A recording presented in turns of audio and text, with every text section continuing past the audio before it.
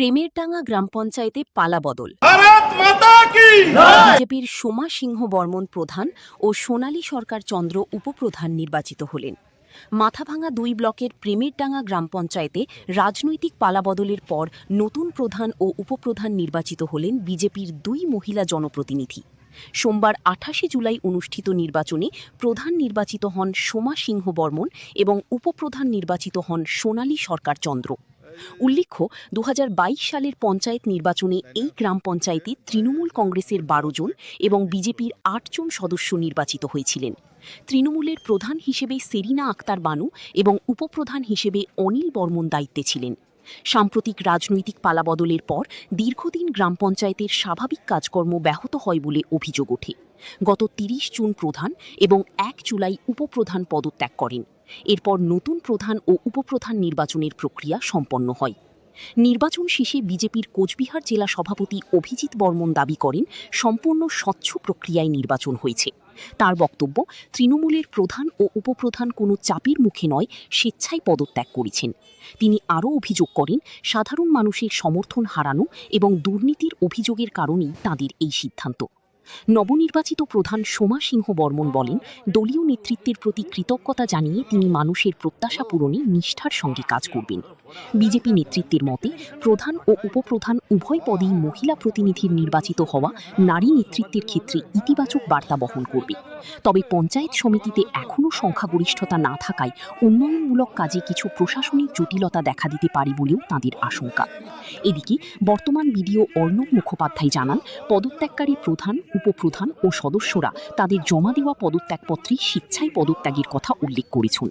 সংবাদ প্রকাশ পর্যন্ত প্রাক্তন প্রধান, উপপ্রধান বা পদত্যাগকারী তৃণমূল সদস্যদের কোনো প্রতিক্রিয়া পাওয়া যায়নি। তাদের বক্তব্য পাওয়া গেলে তা প্রকাশ করা হবে।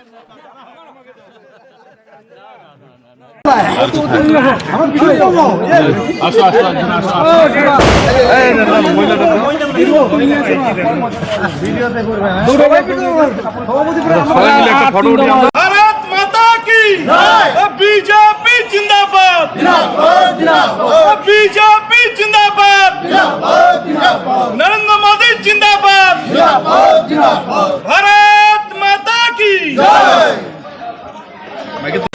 নমস্কার, আমি দেবব্রত হন, মাথাভাঙা নিউজ পোর্টাল থেকে বলছিলাম যে আজকে এখানে প্রধান নির্বাচিত হলেন। এর আগের ঘটনা যদি দেখি, 30 তারিখ এবং 1 তারিখে তারা পদত্যাগ করেছিল পূর্ববর্তন যে বোর্ড বা ছিল আর কি। তো তারা 12 সংখ্যা হয়েও পদত্যাগ করেছে। এটার পেছনে কি কোনো চাপ বা কিছু ছিল এরকম? দেখুন, এটা ভারতীয় জনতা পার্টির সাংস্কৃতিক নয় যে আজকে বিরোধী যারা পঞ্চায়েত রয়েছেন তাদেরকে চাপ দেওয়ার এখানে কোনো প্রশ্নই নেই। কারণ ওনারা দীর্ঘদিন ধরে, দীর্ঘ সময় ধরে, প্রায় 2.5 মাস অতিক্রান্ত হতে চলছে যে যারা এখানে তৃণমূল কংগ্রেসের পঞ্চায়েতরা যারা এখানে আছেন, প্রধানরা যারা আছেন, তারা দীর্ঘদিন ধরে অফিসে আসছেন না। ফলে কি হচ্ছে, এই এত এলাকার যে প্রেমেরডাঙ্গাবাসীদের প্রচণ্ড বিক্ষোভের মুখে অনেক অসুবিধা ভোগ করছেন। কারণ সার্টিফিকেট পাচ্ছেন না, বিভিন্ন ধরনের অসুবিধা হচ্ছে, এখানে পরিষেবাটা পাচ্ছেন না এবং সমস্ত উন্নয়নমূলক যা কাজ প্রেমেরডাঙ্গা অঞ্চলে সমস্তটা স্তব্ধ হয়ে গেছে। ফলে এখানকার মানুষের একটা অটোমেটিক ক্ষোভ হয়েছে, তাদের বিরুদ্ধে একটা ক্ষোভ প্রকাশ করেছেন, বহিঃপ্রকাশ করেছেন মানুষ।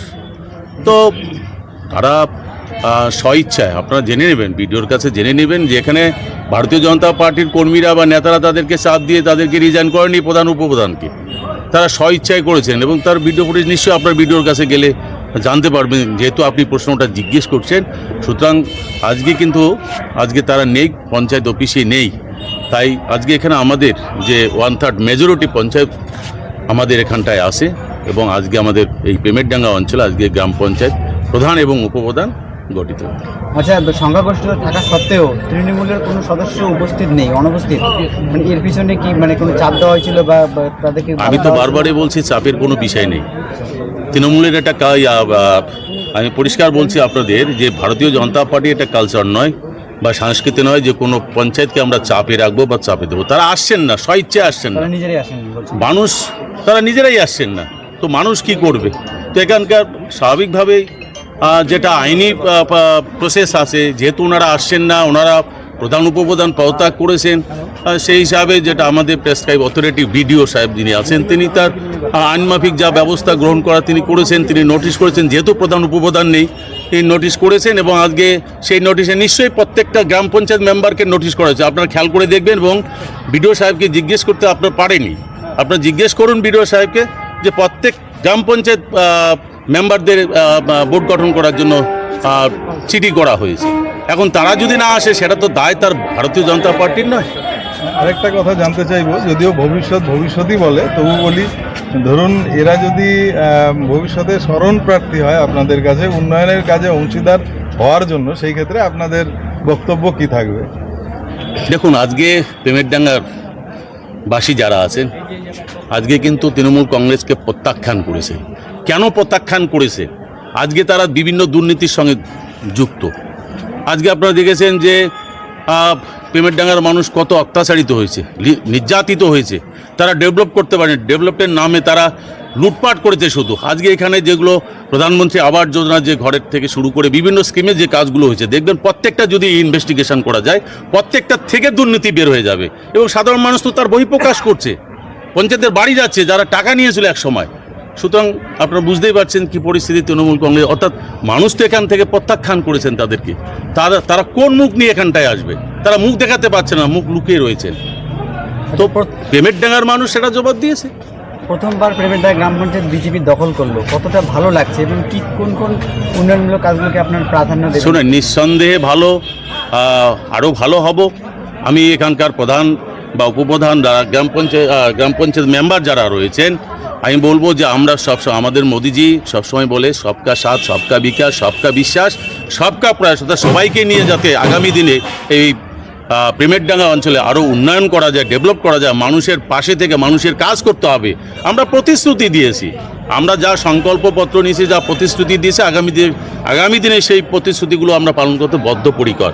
সুতরাং এই পেমেরডাঙ্গাও বাসীরাও আগামী দিনে আমার যা আজকে যা প্রধান উপপ্রধান বা পঞ্চায়েত যারা আছেন নিশ্চয়ই আগামী দিনে এই অঞ্চলের মানুষেরা নিশ্চয়ই পরিষেবা পাবেন এবং আমরাও চেষ্টা করব, যথাসাধ্য চেষ্টা করব যাতে এই অঞ্চলের মানুষরা পরিষেবা পান।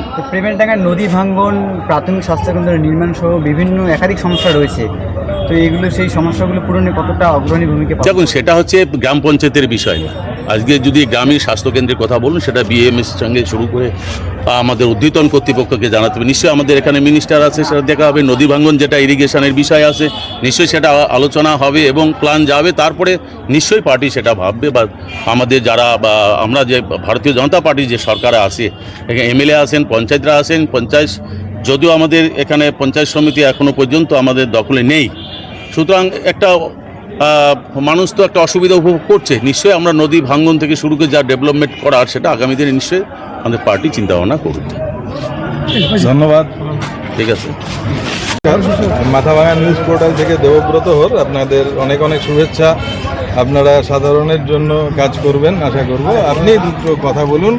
আজকে আপনি নতুন নির্বাচিত হলেন প্রধান এখানে পেমেরডাঙ্গা গ্রাম পঞ্চায়েতের, আপনার তরফ থেকে দুটো কথা আপনি বলুন নিজের থেকে। সবাইকে নমস্কার। তো মাথাভাঙা বিধানসভার পেমেরডাঙ্গা অঞ্চলের প্রধান আমাকে নির্বাচিত করার জন্য আমি আমার দলকে কৃতজ্ঞতা জ্ঞাপন করছি এবং এই পেমেরডাঙ্গা অঞ্চলের সমস্ত জনগণকে আমার ধন্যবাদ জানাই আমি এবং আমার জেলা সভাপতি সম্মানীয় অভিজিৎ বর্মন মহাশয়, ওনাকে ধন্যবাদ জ্ঞাপন করছি এবং সর্বোপরি আমাদের যে বিধায়ক আছেন সম্মানীয় নিশীথ প্রামাণিক মহাশয়, ওনাকে ধন্যবাদ জ্ঞাপন করছি। আমাদের মণ্ডল নেতৃত্ব, জেলা নেতৃত্ব, শক্তি কেন্দ্রের প্রমুখ, বুথ সভাপতি এবং এই এলাকার সমস্ত জনগণকে আমাকে এই প্রধান নিযুক্ত করার জন্য জনগণের যে কাজ করার সুযোগ দিয়েছেন, আমি সবাইকে সাথে নিয়ে এই কঠিন দায়িত্ব পালন করার চেষ্টা করব। প্রথমবার প্রধানের চেয়ারে বসছেন, কতটা ভালো লাগছে? ভালো বলতে অনেকটাই আপ্লুত আমি এবং আমার পঞ্চায়েতরা, কারণ আমরা দীর্ঘদিন ধরে পঞ্চায়েত নির্বাচিত হয়েছি 3 বছর ধরে। আমরা পঞ্চায়েত অফিসে আসতে পারতাম না ঠিকমতো, আমরা কোনো রকম কাজকর্ম জনগণের কাছে পৌঁছে দিতে পারতাম না। নির্বাচিত পঞ্চায়েত হওয়ার পরেও আপনাদেরকে বঞ্চিত করা হয়েছিল, কিন্তু আমরা এখন পশ্চিমবঙ্গ সরকারে এসেছি, আমরা নতুনভাবে বুথ গঠন করলাম। আমরা আশা করব পেমেরডাঙ্গা অঞ্চলের যে 21টি বুথ রয়েছে, যে 21টি বুথের প্রত্যেক জনগণের কাছে যে পশ্চিমবঙ্গ সরকারের জনকল্যাণমুখী প্রকল্পগুলো সেগুলো সবাইকে ভেদাভেদ ভুলে আমরা সবার কাছে পৌঁছে দেওয়ার চেষ্টা করব। আরেকটি কথা জিজ্ঞেস করব, আমাদের মাননীয় প্রধানমন্ত্রীর একটি সবসময় একটা বিষয় উল্লেখ থাকে, তিনি মহিলাদের সশস্ত্রীকরণ সম্বন্ধে শক্তি, সেটার জন্য তিনি বিশেষভাবে সক্রিয়। তো এখানে দেখলাম আপনারা প্রধান এবং উপপ্রধান দুজনেই মহিলা, এটা কি বিশেষ কোনো বার্তা যাচ্ছে দেশে? হ্যাঁ, এটা বিশেষ বার্তাই একটা যাচ্ছে, যেহেতু আমাদের মহিলার উপর প্রধানমন্ত্রী মুখ্যমন্ত্রী গুরুত্ব দিয়েছেন, যেহেতু আমরা উপপ্রধান প্রধান দুজনেই মহিলা সিলেক্ট হয়েছি, তা আমরা চাইবো একসাথে সবাই মিলে কাজ করার। আপনার নামটা বলবেন? আমার নাম সোমা সিংহ বর্মন। সোনালী সরকার চন্দ্র। এটা সংসার সামলে মানে মহিলারা সবই করতে পারে। আমরা জনগণের কাজ করার সুযোগ আমাকে দল দিয়েছে, আমি মানে এটা আমার কাছে অনেক গর্বের বিষয়। তো সংসার সামলে আমি নিশ্চিতভাবে জনগণের হয়ে কাজ করবো, এর থেকে গর্বের বিষয় কিছু হতে পারে না। সংখ্যাগরিষ্ঠতা থাকা সত্ত্বেও আজকে এই হচ্ছে আর কত ধন্যবাদ।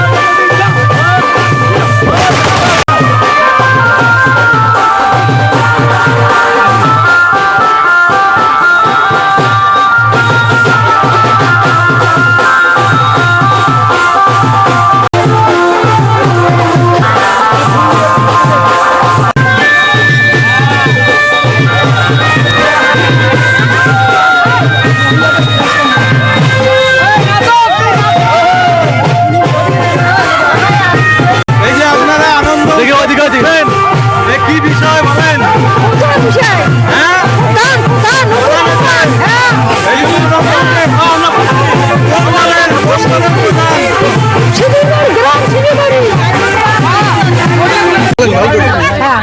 আমার গ্রাম সিংবাড়ি, প্রধান হচ্ছে সমা বর্মন, তার জন্য আমরা প্রত্যেকটা অঞ্চলে আসিয়া খুশি হয়েছি সবাই।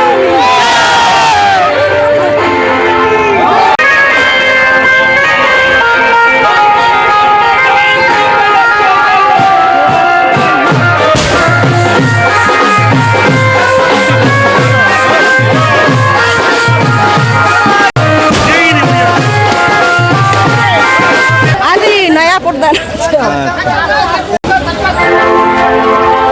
কাকা বলেন, আজকে এখানে কি উৎসব? বাজনা বাজতেছে, আবির সেবন হচ্ছে। প্রধান উৎসব, প্রধান হলদার উৎসব।